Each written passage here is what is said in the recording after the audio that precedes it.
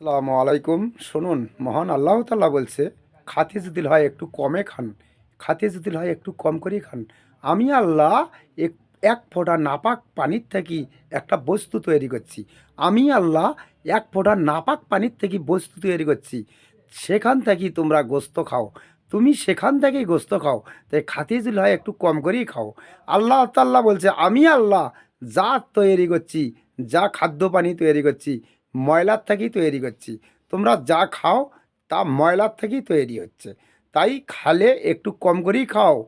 তোমার খাওয়ার জন্য এত কিছু লাগবে না। তোমার খাওয়ার জন্য এত খাটা লাগে না। তোমার খাওয়ার জন্য এত বাজে কাজ করা লাগে না। তোমার খাওয়ার জন্য কোনো চুরি চামারি কিচ্ছু করা লাগবে না।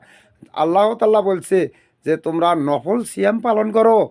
তোমরা নফল সিয়াম পালন করে দেখো, তোমাদের আত্মা শুদ্ধি হবে। তোমাদের যে আত্মা বেশি খাই খাই করে, যে আত্মা বেশি খেতে চায়, সে আত্মা কোনোদিন আত্মা নয়। যে আত্মা অল্পতে খুশি হয়, সেটাই হলো আত্মা। যে আত্মা বেশি খায়, সে আত্মা কোনো আত্মা নয়। যে আত্মা অল্পতে সন্তুষ্ট হয়, সেটাই হলো আত্মা। তাই বন্ধুরা, অবশ্যই অবশ্যই ভালোবাসা দিয়ে পেজটা ফলো করে পাশে থাকবেন। সম্পূর্ণ কথা বলার সুযোগ করে দেবেন। ধন্যবাদ।